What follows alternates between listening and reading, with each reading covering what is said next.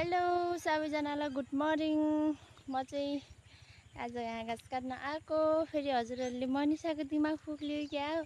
आधा दिन भइसक्यो अहिले पो गुड मर्निङ भन्यो नभन्नु होला। यहाँ चाहिँ 7 बजे हेर न, घरि हेर्दा चाहिँ 7 बजे घाम हेर्दा चाहिँ 12 बजे के घाम फेरि यति छिटो लाग्छ कि यहाँ चाहिँ।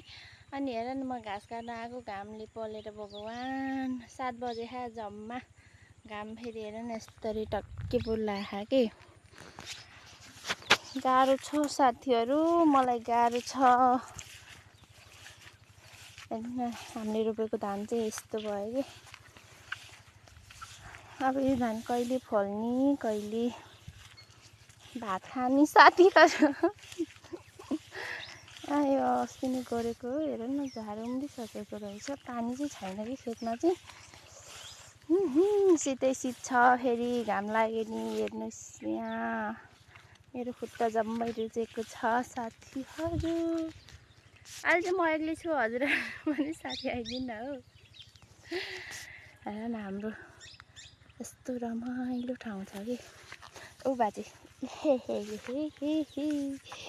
मेरो मुखमा चाहिँ बाजे आउँछ ल, के भइहाल्यो भने चाहिँ। मेरो आँखा छ एकपट्टि अनि यत्रो आलीबारो किन नलाने लडिहाल्छु नि। यहाँबाट घाँस काट्छु भनेर आएको साथीहरू, यहाँ घाँसै रहेनछ हौ। अब म यहाँबाट यता सरर जान्छु। सो साथीहरू, मैले चाहिँ मिनी भ्लग लिएको छैन। मैले भ्लग नल्याउनुको कारण धेरै छ। यो चाहिँ हजुरहरूलाई बिस्तारै भन्दै गरौँ ल। सो अहिले चाहिँ यति नै मेरो काम। घाँस काटेको चाहिँ मैले भिडियो लिन सकिनँ किनकि मसँग क्यामेराम्यान नै छैन।